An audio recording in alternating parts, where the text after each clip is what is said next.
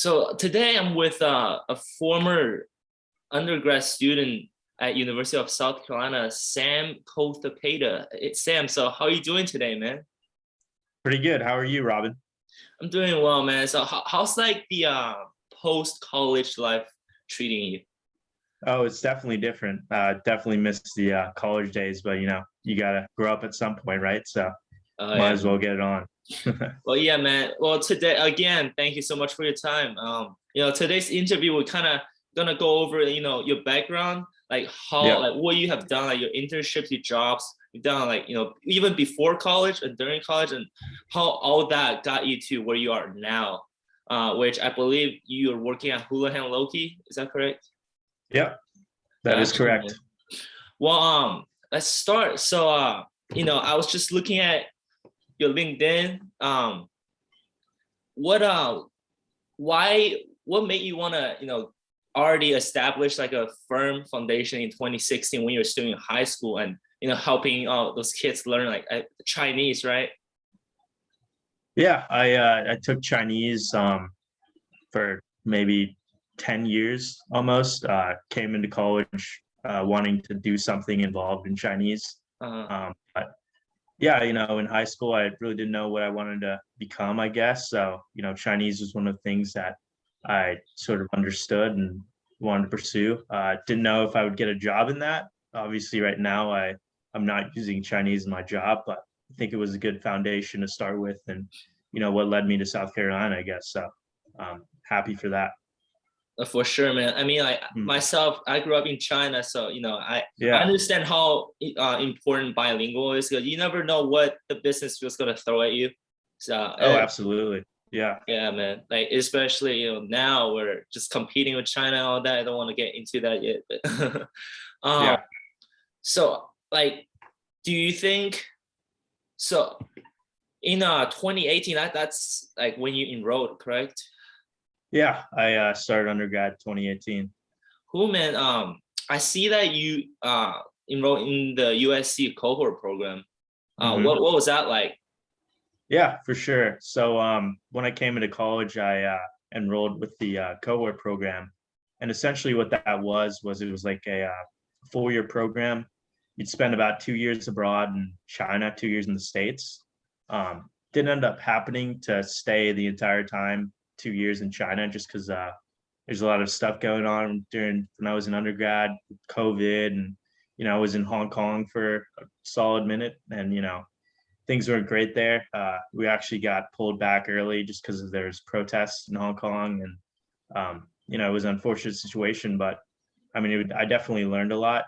Just being abroad by myself early on, and you know, being young and in a big city, meeting new people. I think it was a great experience, and that's really where I think I found a passion for finance. Hong Kong is one of the biggest international financial hubs, and just being in that city allowed me to meet people that I'd never expect to meet, in South Carolina or anything like that.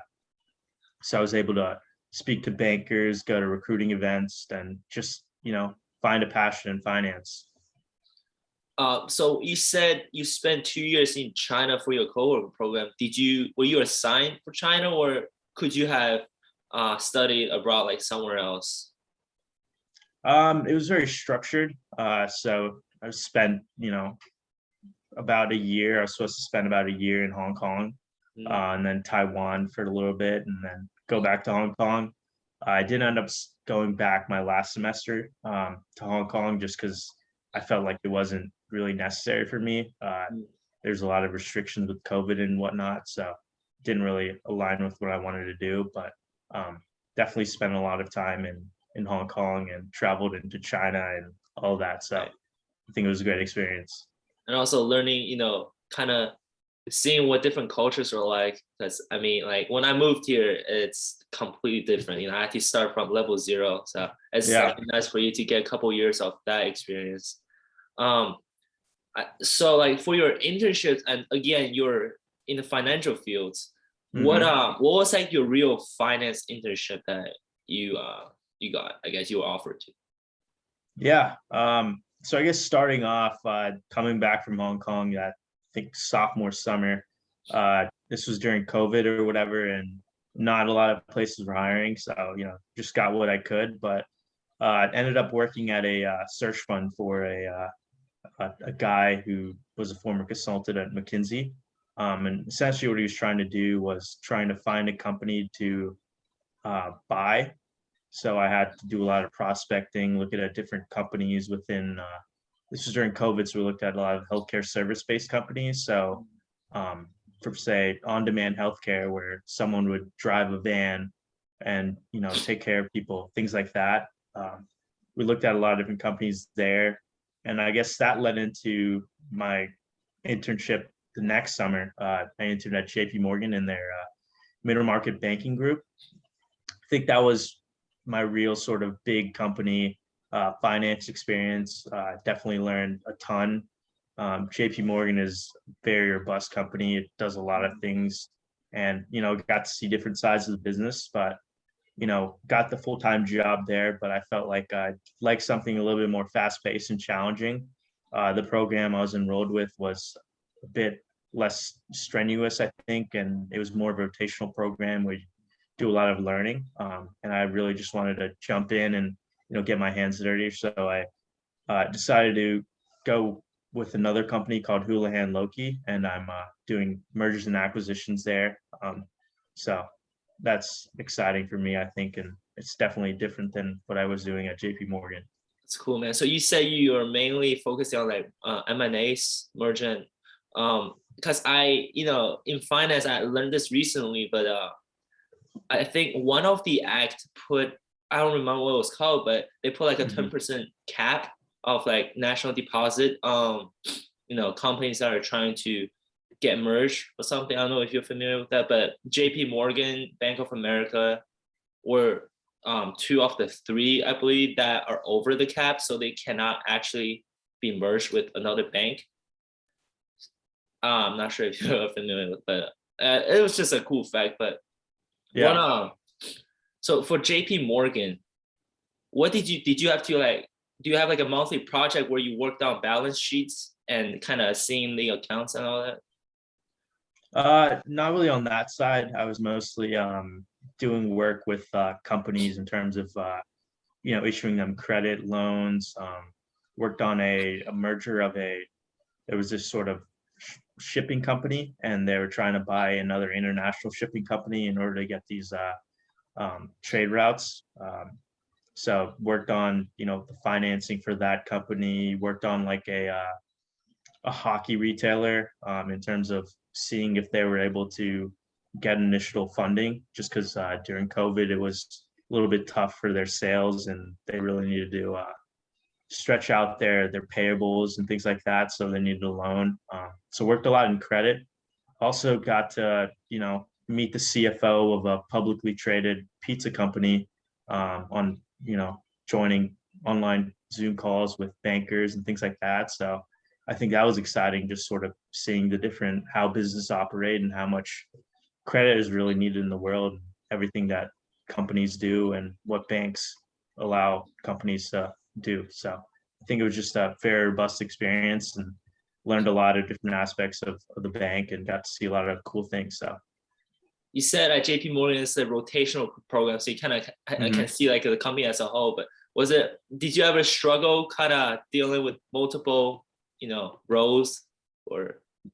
Yeah, absolutely. So there was times when had different bankers pulling me into different things. Like I was working with the credit team simultaneous with the government team, working on some research with them. And then I had like a super big project, ended up staying, I think, a couple nights at like 4 a.m. in the morning in the office. So, I mean, you got to do that sometimes. I think in some of these companies that you work for, you got to really put in time if you want to get better and learn. And I think it also, it's a team building aspect involved in it as well. Really got to know some of the other interns just because we worked late at night and doing what we had to do and bounce ideas off each other. So I think definitely got to know some people a lot better, and got involved and just learned, I guess, doing whatever I had to do. So So and you said JP Morgan was kind of like a last year like you enrolled in the program last year. So like a super regional banking, like JP Morgan Chase, how would you compare that to a smaller commercial banking? Because right now I'm still trying to talk with this company called Synovus, which is based off in Atlanta, Georgia, and I believe they're like under 1 billion in assets, which a lot smaller than the fields you were in. How do you compare the two? Yeah, I think there's a lot of differences between them. I mean, just because JP Morgan is such a big bank that has a lot of different things within. I mean, they have a commercial bank, an investment bank. They have a private bank, which works with high net worth clients and things like that. So I think there's a lot more that they can offer. So usually, when companies want to get something done, they can go to Synovus and, just get a loan. Synovus doesn't really have any, mergers and acquisitions, things like that involved in it. But with JP Morgan, clients can go there, get a loan. If they want to sell their company, they can do that.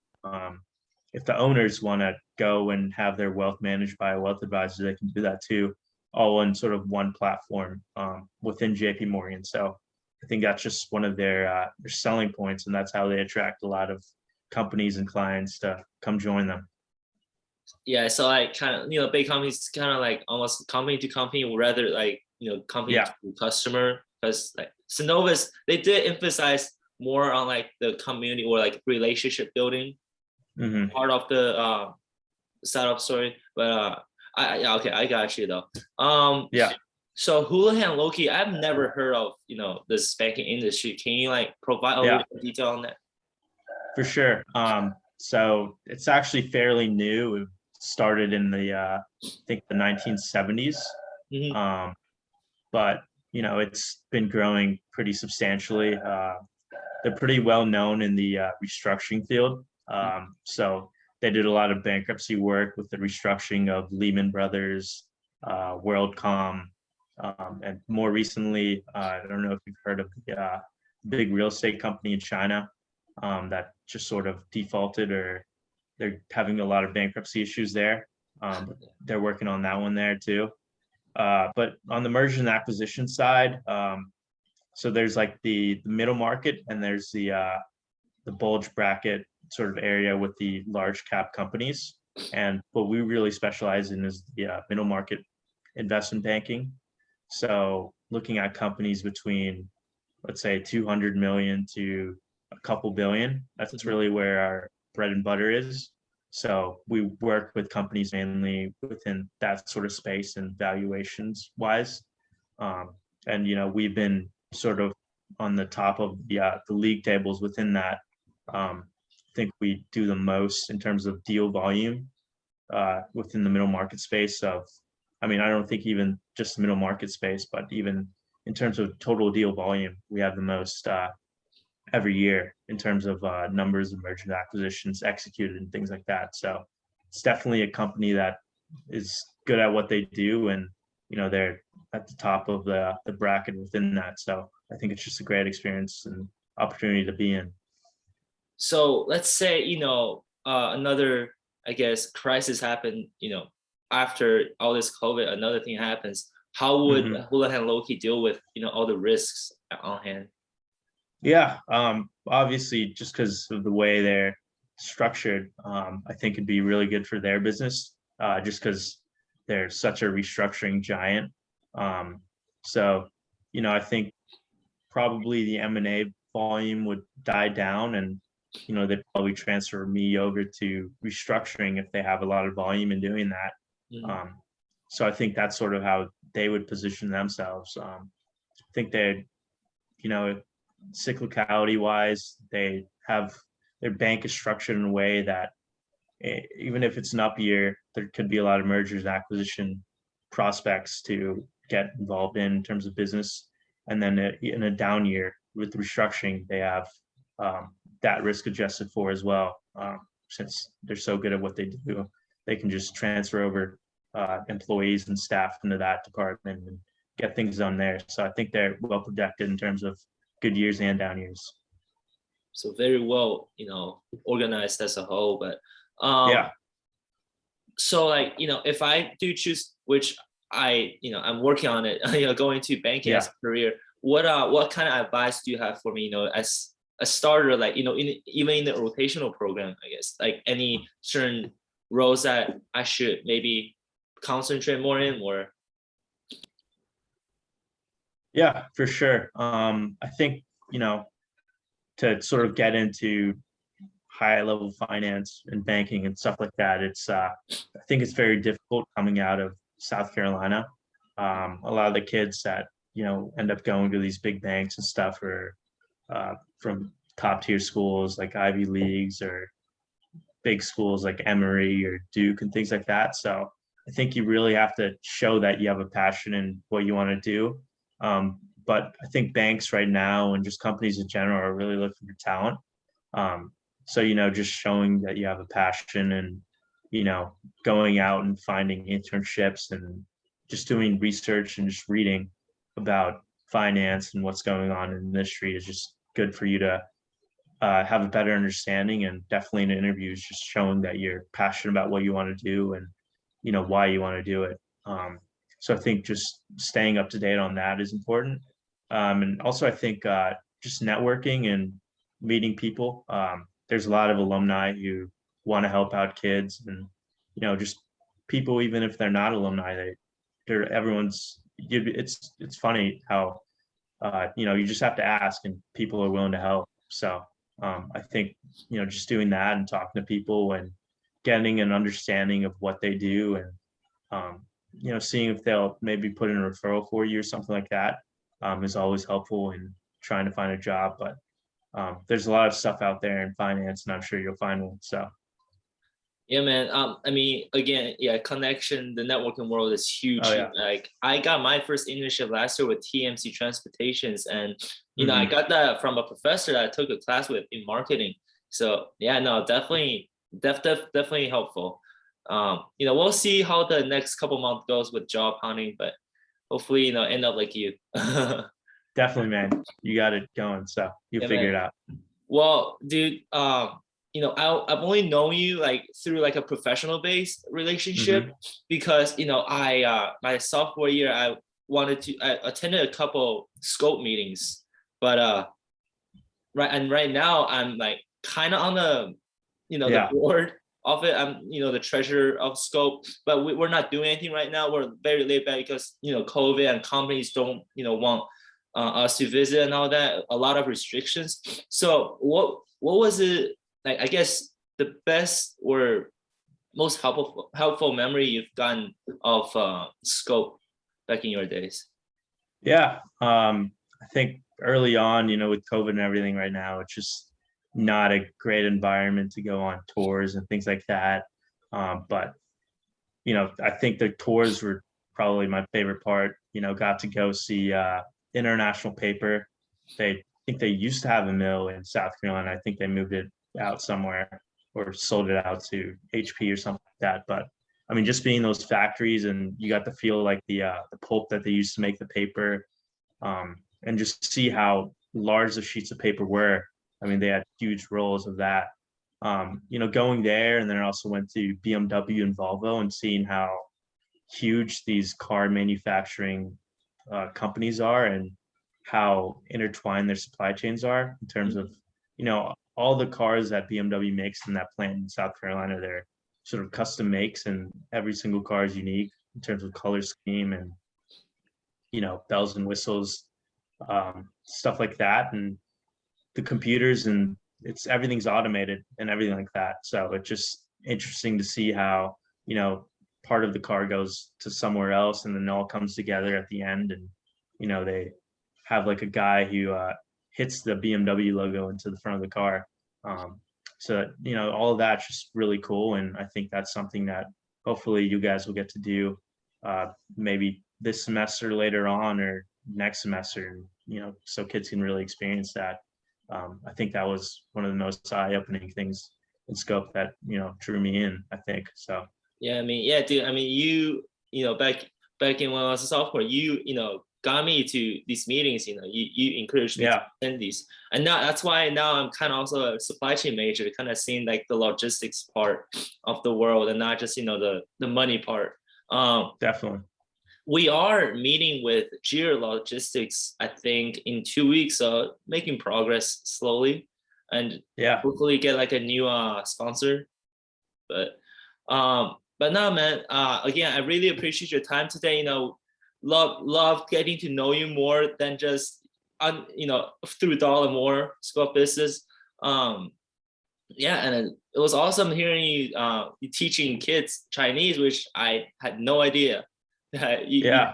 you are more experience on than just studying abroad. That's really cool, and I'll definitely take your advice on networking more and just talking to people and just seeing I guess doing more research before Mhm. interviews, definitely important. But Yeah, for sure. Sam, again, appreciate your time today.